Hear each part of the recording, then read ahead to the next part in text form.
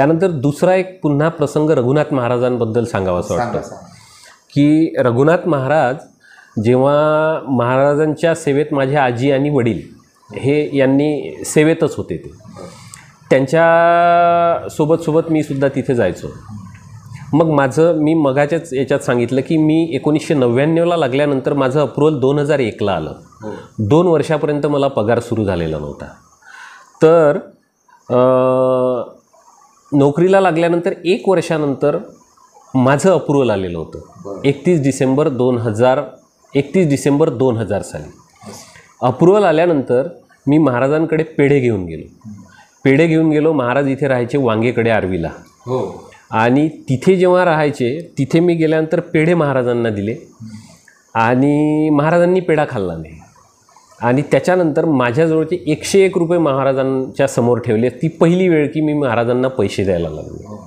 वास्तविक पाहता महाराज मला 50 रुपये, 30 रुपये, 40 रुपये हे महाराजांनी सतत कित्येक वेळा दिलेले. मग 101 रुपये ठेवले तर महाराज म्हणे मला सांगून राहिला म्हणे लेका पैसे दाखवून राहिला म्हणे ठेव म्हणे आपल्याजवळ. मी म्हटलं बाबाजी पेढा तर घ्या. म्हणे पेढाही नाही खात म्हणे. म्हटलं बाबाजी आता पुढच्या महिन्यात पगारच येते, अजून तर वर्ष टाईम आहे म्हणे. ही गोष्ट आहे 1 जानेवारी 2001ची. हां. आणि त्यानंतर मग मी घरी गेलो, बाबाला ही गोष्ट सांगितली. बाबा म्हणे काही असं. मी म्हटलं बाबाजीनं असं म्हटलं. 14 जानेवारी त्याच वर्षातली 1 जानेवारीला अप्रूव्हल आलं. 14 जानेवारीला आमचं अप्रूव्हल परत गेलं. अप्रूव्हल परत जाण्याची महाराष्ट्रातली ही पहिली एकमेव घटना होती की 14 दिवसानंतर अप्रूव्हल परत गेलं. 32 लोकांच्या अप्रूव्हलमधले फक्त 4 लोकांचे अप्रूव्हल परत गेलेले होते. त्यानंतर मग मी खूप डिस्टर्ब झालो. मग तिथून माझं अप्रूव्हल 1 वर्षानंतर आलं, ते 31 डिसेंबर 2001 साली. हां. तर या मधल्या पिरियडमध्ये जेव्हा मी रघुनाथ महाराजांकडे जात होतो तर रघुनाथ महाराजांकडे मी जेव्हा जायचो तेव्हा महाराज म्हणे चल पाहून घेऊ आपण. आणि एकदा तर मला अजून आठवते वांगेच्या घरी छातीवर अशी थाप मारली. अबे जिथं कोणाचं होत नाही तिथं पाहून घेऊ म्हणे आपण. आता ही गोष्टसुद्धा मला तारखेसहित माहिती आहे. 30 सप्टेंबरची गोष्ट आहे. 29 सप्टेंबरची. 29 सप्टेंबरला मी महाराजांकडे गेलो. जवळपास माझी शाळा सकाळी होती. सकाळी शाळा 12 वाजता वगैरे शाळा झाली, आंघोळ केली आणि नंतर 4-4:30च्या जवळपास मी महाराजांकडे गेलो. महाराजांनी मला झाडून टाकायला सांगितलं एक खोली. जवळपास एक 10 बाय 10ची खोली झाडताना मला जवळपास 2 तास लागले. ती खोली महाराज 1 वेळा झाडली, 2 वेळा, जवळपास 15 ते 20 वेळा मी ती खोली झाडली. तिथं 3 म्हातारे लोक बसलेले होते, जवळपास 80-85 किंवा 70-75च्या वरचे होते. मी झाडता 5:45-6च्या जवळपास महाराजांनी एक शब्द उच्चारला. का रे म्हणे आजची तारीख किती आहे? म्हटलं बाबाजी 29. म्हणे उद्या 30. मग म्हणे 1. मग म्हणे 2 तारखेला आपलं कसं होईल म्हणे. हे पक्क मला माहीत होतं की हे ते 3 म्हाताऱ्या लोकांना महाराज म्हणत नव्हते, हे मला म्हणत होते.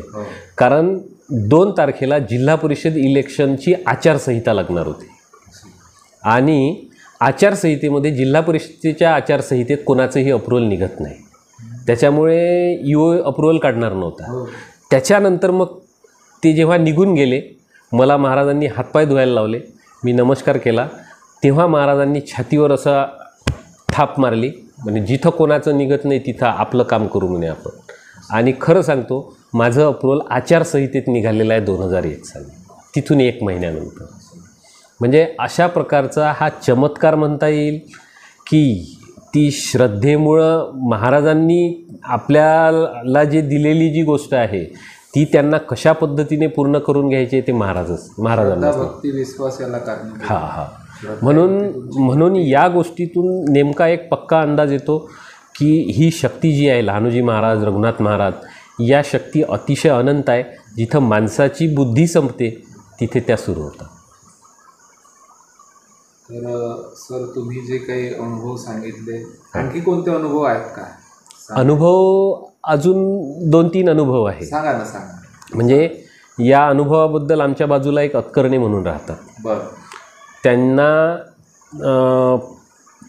सोयाबीन काढायची होती. बरं. महाराजांना त्यांनी विचारलं की बाबाजी म्हणे सोयाबीन काढायची आहे. तर जाय म्हणेले का, आणि जशी जशी सोयाबीन निघन तशी तशी वापस आणजो म्हणे. तेव्हा बंडीनी सोयाबीन आणायचे शेतातून. हो. ही 2001, 2, 3च्या जवळपासची गोष्ट असेल. बरं. तर रघुनाथ महाराजांचा. रघुनाथ महाराजांनी, हां. तर त्यांनी जशी जशी सोयाबीन काढली, फक्त काय केलं, पहिले 2 बंड्या एकत्र होऊ दिल्या हो.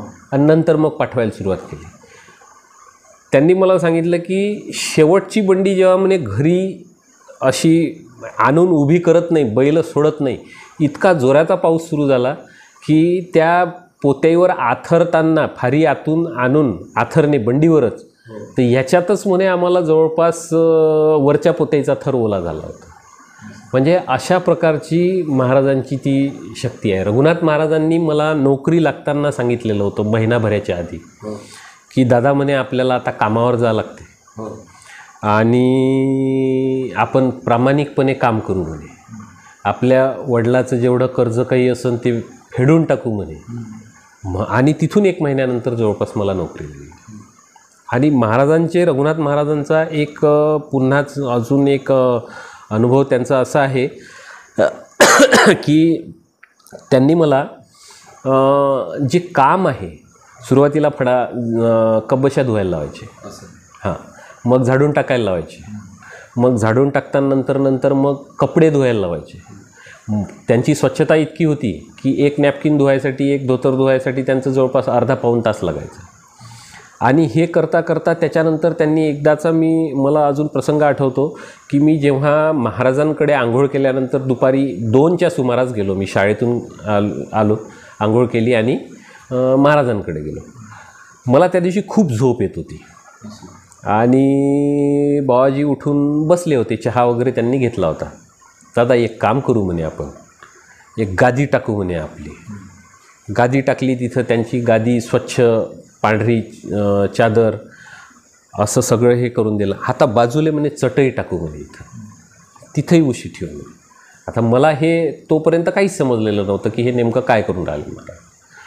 मग त्या गादीवर मला वाटलं महाराज झोपतात, आता इथं आपण झोपू म्हणे. चटईवर मी झोपलो आणि बाबाजी गादीवर झोपले. बाबाजीच्या बाजूला मी झोपलो. मला खूप झालं तर 2 किंवा 3 सेकंदात झोप लागली असेल. 2-3 सेकंदात झोप लागली. जवळपास 3 वाजता झोपलो. 4:15 4:15-4:30च्या जवळपास 1-1.25 तास मी झोपलो. पण मी जेव्हा झोपेतून उठलो तेव्हा बाबाजी माझ्या डोक्याच्या बाजूला बसले होते. 2 म्हातारे माणसं बसले होते आणि असं वाटलं मला की मी आताच झोपलो आणि आताच उठलो. हां. आणि त्यानंतर एक खूप महत्त्वाची गोष्ट झाली. मला खूप आळस यायचा आधी. तो आळस माझा कायम निघून गेला. तो कायम आळस निघून गेला. हां. मग त्यानंतर मी नोकरीची कामं व्यवस्थित करायचो, शेतीची कामं करायचो, घरी सगळं लक्ष द्यायचो. म्हणजे आळस दूर करण्यासाठी महाराजांनी त्या 1-1.25 तासात काय केलं ते सुद्धा एक हेच आहे. हां. आणि एकदा संतांची शिकवण ही अतिशय ज्याला काय म्हणता येईल, समाजासाठी सुद्धा खूप मोठी असते. मी माझ्या शाळेत जेव्हा शिकवायचो, मला एक 100% माहिती आहे की मला माझ्या विद्यार्थ्यांना मी जे शिकवलेलं आहे ते खूप छान पद्धतीने पटतं. आणि अनेक विद्यार्थ्यांचे ते सुद्धा म्हणतात की सर तुम्ही शिकवलेलं आम्हाला खूप चांगलं समजतं. हा दिलेला महाराजांचा आशीर्वाद आहे. आणि हा आशीर्वाद मी कसं म्हणतो की एकदा महाराजांनी मला कामाच्या टप्पे आखून दिले. त्याच्यातला एक नंतर मला पेपर वाचून दाखवायला लावायचे महाराज. हां, वर्तमानपत्र. लोकमत पेपर होता, घडी उकललेली नव्हती. नवीन पेपरची घडी जशीच्या तशीच होती, ती ओळखायलाच येते आपल्याला. दादा म्हणे पेपरवर 7 नंबरवर क्वेटाची बातमी आहे म्हणे. हां, नाही पहिले नंबर नाही सांगितला. त्या पेपरमध्ये क्वेट्याची बातमी आहे. मी क्वेटा पाहून राहिलो. 10 मिनटं झाले जवळपास पेपर चालताना, मला काही दिसलं. मग म्हणे पेज नंबर 7वर पहा बरं म्हणे. 7वर पाहिलं, 7वरही दिसली नाही. आणा म्हणे इकडे पेपर. आणला, बोट ठेवलं. त्याच्या आधी क्वेटा काय आहे म्हणे माहिती आहे का म्हणे. क्वेटा हे पाकिस्तानमध्ये असलेलं एका शहराचं नाव आहे. हां. आणा म्हणे ते 7 नंबरवर मी दाखवतो. जसं त्या याच्यावर बोट ठेवलं तिथं क्वेटा म्हणजे जे वार्तांकन ज्या शहरातून झालेलं असतं मुंबई क्वेटा, त्या क्वेटाची बातमी होती. ती भूकंपाबद्दल काहीतरी बातमी होती. ती बातमी मला वाचायला. आता प्रश्न असा आहे की पेपरची घडी न उकलता त्यांना कसं समजलं की याच पेज नंबरवर आहे इतकंच, आणि छोटंसं नाव होतं ते क्वेटा. म्हणजे हा एक चमत्कार म्हणता येईल. ते अंतर्ज्ञान असते की नाही संतांना, हो योगसिद्ध्या झालेल्या असतात त्यांच्या, बरोबर. अंतर्ज्ञानाने ते ओळखतात. बरोबर. तर असे अनेक अनुभव आहे. आणि तुम्ही ज्या पद्धतीने आता जी मुलाखत दिली सर लहानजी स्वानुभव याच्या अनुरूप, तर जी कृषक कन्या शाळा आहे तिथे तुम्ही कार्यरत आहात. हो. आणि तुमचं खरोखर तिथे मिडल स्कूलवरचं जे तुमचं टीचिंग आहे, तर या पंचकृषीमध्ये परिसरामध्ये तुमचं नाव आहे. आणि मिडल स्कूलमधून निघालेले विद्यार्थी हायस्कूलला येतात, विद्यार्थिनी हायस्कूलला येतात आणि तिथून चांगल्या गुणांना पास होतात, उत्तीर्ण होतात. आणि एक त्या शाळेचं स्टेटस आहे आपल्या आयुष्यात. तर तुम्ही जे काही समर्थ लहानोजी बाबांचे अनुभव सांगितले सर, रघुनाथ महाराजांचे साक्षात्कार सांगितले, तुमच्यावरची कृपादृष्टी झाली, खरोखरच कृपादृष्टी तुमच्यावर आहे. आणि जिथे विज्ञान संपतं तिथे अध्यात्म सुरू होतं. बरोबर. ही प्रचिती तुम्हाला आहे. आली 100%. एक प्रासादिक आहे तुम्ही.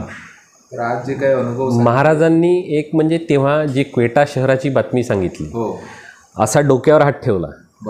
दादा म्हणे आपण पुण्याचं काम करून राहिलो. म्हणजे त्यांचं एक वाक्य होतं, आपण पुण्याचं काम करून राहिलो, ते खूप प्रामाणिकपणे करायचं.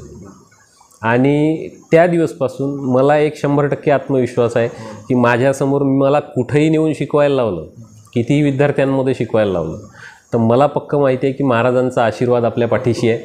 आपल्याला कधीही अडचण येणार नाही. कित्येक तुम्ही प्रशिक्षणाला सुद्धा तिथे मार्गदर्शन केलं. तर सर आज तुम्ही जे काही माहिती सांगितली, अनुभव सांगितले, अनुभूत्या तुम्हाला आलेल्या आहेत त्या सांगितल्या, याबद्दल मी तुमचा आभारी आहोत. जय गुरु. जय गुरु. जय लहानोजी. जय लहानोजी महाराज की जय. श्री संत रघुनाथ महाराज की जय. सब संतन की जय.